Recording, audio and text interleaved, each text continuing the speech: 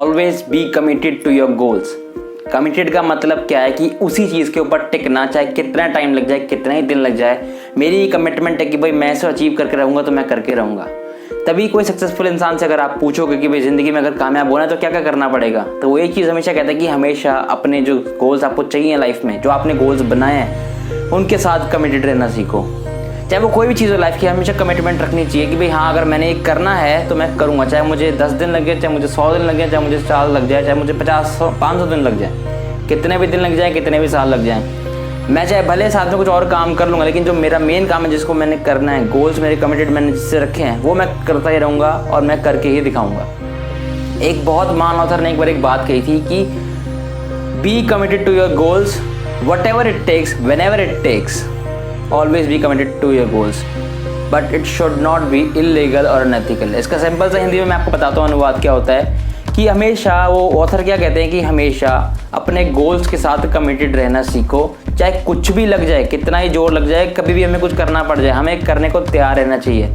But वो काम illegal और अनएथिकल नहीं होना चाहिए, क्योंकि हमेशा काम इलीगल करोगे तो ज़िंदगी में भुगतोगे। हमेशा लीगल काम करो, एथिकल काम करो, आगे ज़रूर बढ़ते जाओगे, क्योंकि आपको कोई देख के आगे वो भी सीख सकता है कि भाई हाँ, बंदा अपने स्टेटमेंट से कमिटेड रहा, तभी वो ज़िंदगी में कामयाब हुआ है। चाहे कुछ भी चीज़ हो, कमिटमेंट अगर लाइफ में है तो पक्का सक्सेस तो मिलेगी ही मिलेगी। कुछ और आपको हटा ही नहीं सकता लाइफ के अंदर। अगर कमिटमेंट इंसान की होती है ना तो बहुत कुछ हो जाता है। कमिटमेंट का मैजिक बहुत तगड़ा है, क्योंकि देखो, अगर हम मान लो हम अपने गोल से कमिटेड हैं कि भाई हाँ, मैं इसको अगले 6 महीने दे रहा हूँ इस चीज़ को करने के लिए, मैं 6 महीने तक कुछ और सोचूंगा भी नहीं, मुझे सिर्फ इस चीज़ के बारे में सोचना है, इसी काम के बारे में सोचना है, इसी के ऊपर काम करना है। जैसे मैं भी कर सकता हूँ, आप कोई भी आप में से कर सकते हैं कि भाई हाँ, मेरे को 6 महीने तक कुछ और करना ही नहीं है, सिर्फ इसी काम पे मेरे को फोकस डालना है पूरा।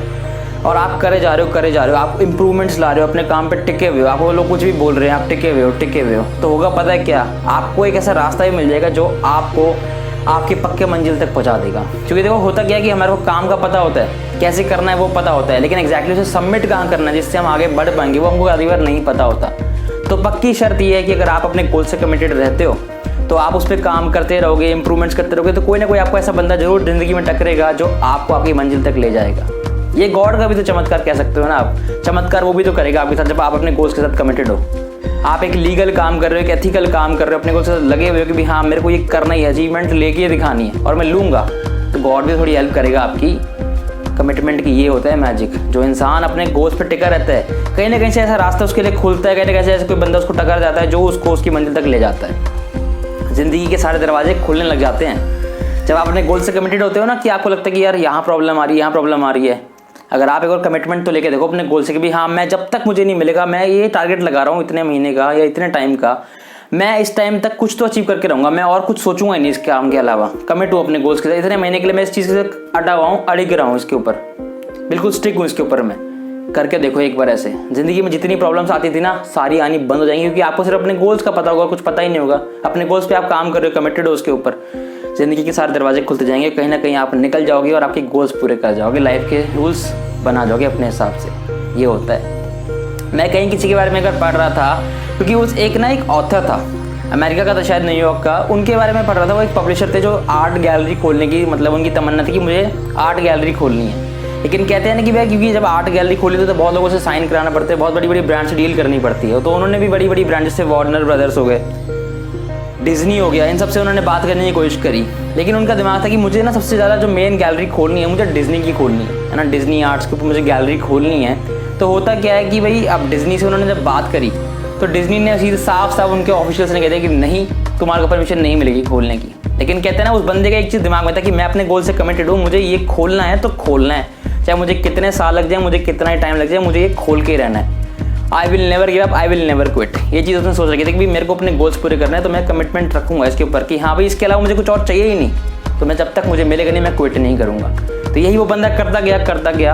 और एक दिन हुआ क्या, उनकी एक ऐसे ऑफिसर से बात हुई, कम से कम वो 10-15 ऑफिसर से बात कर चुके थे जो डिज्नी के अंदर काम करते थे। तो एक दिन एक ऑफिसर ने उन्हें क्या कहा कि भाई, गुस्से में कह दिया उसने कि you will never get the licence of Disney arts. तुम्हें कभी भी डिज्नी आर्ट्स का लाइसेंस नहीं मिलेगा, चाहे तुम कितना ही फ़ोन लगा लो, किसी को भी फ़ोन लगा लो, तुमको नहीं मिलने वाला लाइसेंस। पर कहते हैं ना, जिसके दिमाग में कमिटमेंट है, मुझे तो भाई यही चाहिए और कुछ मेरे को चाहिए ही नहीं, यही मेरी कमिटमेंट है लाइफ की, मेरे को तो यही चाहिए, मैं तो यही रखूँगा। तो यही चीज़ थी उसके दिमाग में। वो कह रहा ठीक है मैम, ओके, कोई प्रॉब्लम नहीं। उसने अगले दिन किसी और ऑफिसर को फ़ोन लगाया और हुआ क्या है, वो ऑफिशियल ना उसने वो पक गया था, क्योंकि उस बंदे का नाम था जेरी। उसका नाम वो सुन के पक चुके थे कि भाई हाँ यार ये बंदा तंग कर रहा है, फ़ोन कर क्या करें। तो पता है बंदे ने मजे लेने की कोशिश करी। उसने क्या कहा कि तेरे को अगर खोलना है ना डिज्नी आर्ट्स का, तो हम सिर्फ 2 सिटीज़ के अंदर परमिशन देंगे, एक मैसाचुसेट्स और एक और सिटी थी अमेरिका की, जहाँ पर वो परमिशन दे सकते हैं डिज्नी आर्ट्स को खोलने की। लेकिन वो बंदा न्यूयॉर्क में रहता था, अब उसको पता है मैं तो खोल नहीं सकता, तो वो सोचा अब चुप हो जाएगा, किसी भी तरह हार मान जाएगा। लेकिन जिसने कमिटमेंट कर रखी है अपने गोल से, वो कुछ भी करेगा अपने गोल्स को पाने के लिए, सही रास्ते के थ्रू जाएगा, लेकिन कुछ भी करके दिखाएगा। तो हुआ क्या, जब उसको पता चला कि भाई ये लोग सिर्फ 2 सिटीज़ में खोलने की परमिशन दे रहे हैं, तो वो सीधा अगले दिन ही बॉस्टन चला गया, मैसाचुसेट्स के पास चला गया।